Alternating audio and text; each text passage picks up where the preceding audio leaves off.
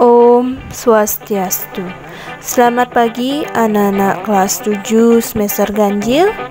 Pada pembelajaran IPA hari ini kita akan memasuki bab 3 tentang klasifikasi materi dan perubahannya.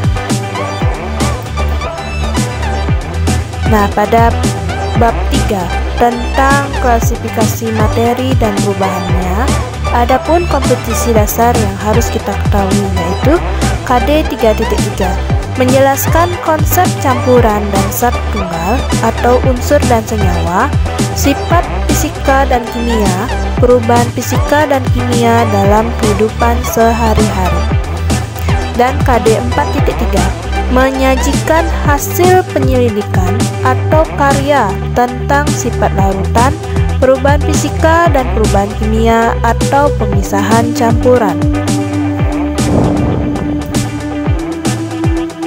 Nah, pada bab 3 tentang klasifikasi materi dan perubahannya, di sini kita akan memasuki 4 pertemuan, yaitu pertemuan pertama tentang karakteristik materi. Nah, pada karakteristik materi, adapun yang harus kita pelajari yaitu unsur, senyawa, dan campuran, serta sifat larutan asam basa.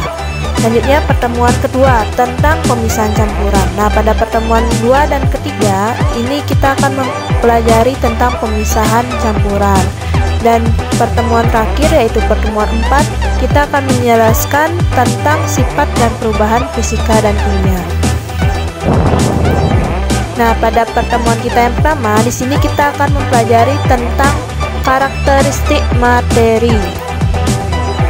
Nah, pada pertemuan kita yang pertama tentang karakteristik materi, adapun tujuan yang harus kita pelajari.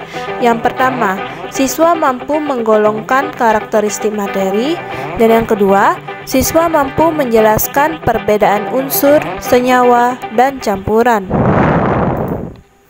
Bisa kalian lihat pada gambar di slide ini merupakan salah satu alat yang biasanya kalian gunakan dalam kehidupan sehari-hari, yaitu sebuah jam tangan. Nah, kalian pernah nggak memakai jam tangan? Coba perhatikan lagi bahan apa yang biasanya digunakan pada jam tangan yang kalian gunakan. Nah, jika kalian melihat bagian belakang jam tangan, bahan yang digunakan untuk membuat jam tersebut kira-kira apa? Nah, yang bagian belakangnya ini kira-kira terbuat dari bahan apa ya? Pada belakang jam tangan ini, jadi pada bagian belakang jam tangan ini terbuat dari sebuah bahan yaitu perak, di mana perak ini memiliki warna yang mengkilap dan dapat menghantarkan panas. Kalian tahu nggak kalau perak pada jam tangan itu termasuk suatu unsur apa? Jadi kalau perak pada jam tangan itu termasuk unsur logam. Kenapa bisa disebut unsur logam? Karena pada unsur logam itu memiliki ciri-ciri sebagai bahan yang menghasilkan warna mengkilap, dapat dibentuk, dan mudah menghantarkan panas. Jadi jika kalian ingin membongkar jam tangan yang telah rusak, maka kerangka jam tersebut pun dapat kalian bentuk atau bengkokkan. Selain perak, terdapat berbagai unsur logam yang bisa kalian temukan dalam kehidupan sehari-hari. Jadi pada pertemuan kita yang pertama, kita akan memasuki tentang karakteristik materi. Sekarang kita lanjut ya pada slide selanjutnya. Nah, dalam mempelajari tentang klasifikasi materi, kita harus ketahui apa yang dimaksud dengan materi. Jadi materi itu merupakan sesuatu hal yang menempati ruang dan memiliki massa. Nah, biasanya materi itu yang terdapat di alam semesta ini terbilang sangat banyak sekali untuk jenisnya. Jadi untuk memudahkan kita untuk mempelajarinya, jadi materi itu dikelompokkan menjadi 2 macam, yaitu ada yang pertama yaitu zat murni dan campuran. Nah, zat murni ini biasanya mengandung suatu zat penyusun yang disebut juga sebagai zat tunggal. Sedangkan untuk zat campuran itu mengandung 2 macam atau lebih zat penyusun. Nah, berdasarkan bentuknya ini zat Suatu materi itu terbagi menjadi tiga, yaitu padat, cair, dan gas. Sedangkan berdasarkan sifatnya, materi dibagi menjadi dua, yaitu sifat fisika dan sifat kimia. Seperti itu ya dari definisi tentang materi. Kita lanjut ya. Pada tentang klasifikasi materi. Nah, berdasarkan bentuknya tadi kan materi dapat dibedakan menjadi tiga, yaitu zat padat, zat cair, dan zat gas. Kita harus ketahui sifat-sifat dari zat padat itu seperti apa. Nah, kalau zat padat itu biasanya memiliki partikel yang dapat menempati posisi yang tepat. Nah, biasanya partikel zat tersebut itu disebut dengan kristal bila disusun secara teratur, dan bila susunannya itu tidak teratur maka disebut dengan amorf. Selanjutnya, sifat dari zat padat itu gaya tarik menarik antar partikel sangat kuat. Bisa kalian lihat pada gambar di slide ya bahwa gaya antar partikel tersebut sangat kuat. Yang ketiga, partikel zat padat hanya bergetar di sekitar posisi tetapnya, sehingga hal inilah yang menyebabkan volume dan bentuk pada zat padat itu tidak berubah. Jadi seperti itu ya klasifikasi materi pada zat padat. Sekarang kita lanjut ya pada klasifikasi materi yang zat cair. Nah, kalau zat cair ini memiliki sifat-sifat. Yang pertama, partikel dari zat cair itu berada di posisi yang agak berjauhan. Yang kedua, gaya tarik-menarik dari zat cair ini lebih lemah. Dan yang terakhir, gerak partikel dari zat cair ini lebih aktif sehingga partikel dapat berpindah tempat. Nah, jarak dari antar partikel yang tetap menyebabkan zat cair memiliki volume yang tetap. Nah, gerakan partikel yang lincah dan dapat berpindah posisi menyebabkan zat cair dapat mengalir, yang menyebabkan bentuk zat cair selalu mengikuti bentuk wadahnya. Seperti itu ya. Sekarang kita lanjut ke klasifikasi materi pada zat gas. Di mana zat gas ini memiliki sifat-sifat sebagai berikut. Yang pertama, jarak dari antar partikel itu tidak tetap dan berubah-ubah. Yang kedua, gaya tarik-menarik antar partikel hampir tidak ada. Yang ketiga, gerakan antar partikel itu paling bebas jika dibandingkan dengan zat padat dan zat cair. Yang keempat itu zat ini dapat dimanfaatkan. Seperti itu ya klasifikasi materi dari zat padat, zat cair, dan zat gas. Seperti itu ya. Sekarang kita lanjut pada unsur, dimana kita ketahui bahwa materi itu terdiri atas zat murni dan campuran. Nah, zat murni ini dibagi menjadi dua, yaitu unsur dan senyawa. Dan yang pertama kita akan jelaskan yaitu tentang unsur, dimana unsur ini merupakan zat kimia yang tidak dapat diuraikan menjadi zat-zat yang lebih sederhana dengan reaksi kimia.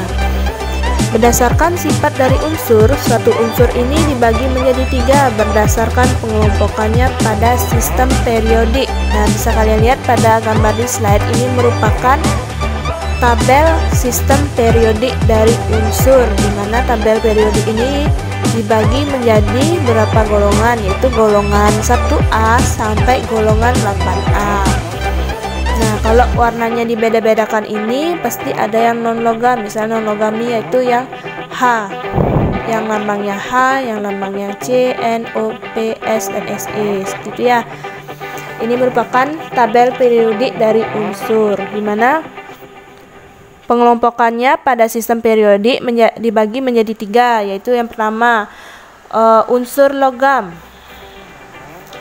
Unsur logam ini merupakan unsur yang memiliki sifat mengkilap serta dapat menjadi penghantar listrik dan panas yang baik. Jika dia bersifat menghantarkan listrik atau penghantar panas yang baik, jadi unsur logam ini bersifat konduktor.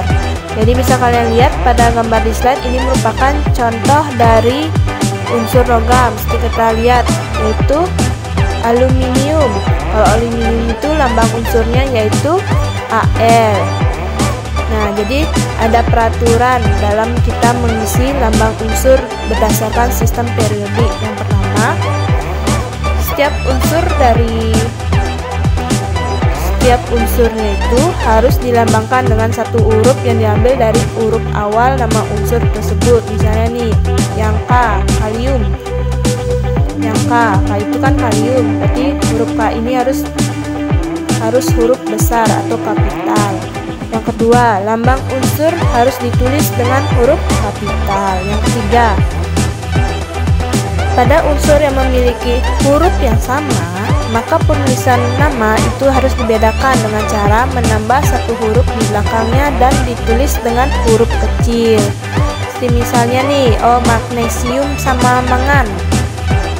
Magnesium ini kan lambangnya Mg, G-nya harus kecil. Kalau mangan ini huruf N-nya harus kecil.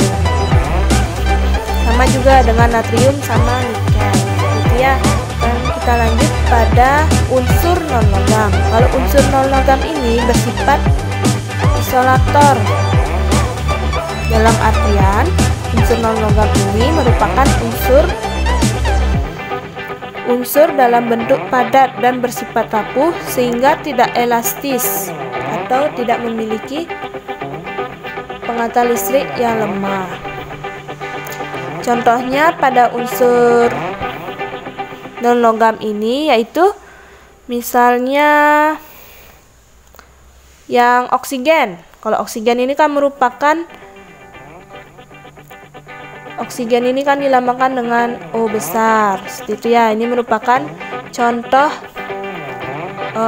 unsur non-logam. Seperti itu ya. Sekarang kita lanjut pada unsur semilogam. Selain pada unsur logam dan unsur non-logam, pasti ada yang namanya unsur semilogam. Nah, unsur semilogam ini bersifat semikonduktor. Dalam artian, unsur tersebut dapat menghantarkan listrik yang baik pada suhu rendah, tetapi sifat hantarannya akan lebih baik jika suhunya itu lebih tinggi. Jadi bisa kalian lihat pada contoh di slide ini merupakan contoh unsur-unsur yang terdapat pada unsur semilogam. Seperti itu ya. Sekarang kita lanjut pada senyawa. Nah, senyawa ini merupakan zat kimia murni yang terdiri dari unsur dan dapat diuraikan menjadi unsur-unsur pembentuk berdasarkan reaksi kimia. Nah, reaksi kimia ini atau rumus kimia merupakan zat yang terdiri atas kumpulan lambang-lambang unsur dengan komposisi tertentu. Nah, senyawa ini dibagi menjadi beberapa tata cara penulisan. Yang pertama, senyawa terbentuk dari unsur logam dan non-logam. Misalnya nih, NaCl. Na ini kan natrium. Natrium ini kan merupakan unsur logam. Sedangkan kalau Cl ini atau klorin ini kan termasuk unsur non-logam. Nah, dengan menambahkan kata ida sehingga jadinya itu natrium klorida atau kita bisa sebut sebagai garam dapur. Seperti itu. Yang kedua, senyawa yang terbentuk dari unsur non-logam dan non-logam. Misalnya pada contohnya nih, N2O5.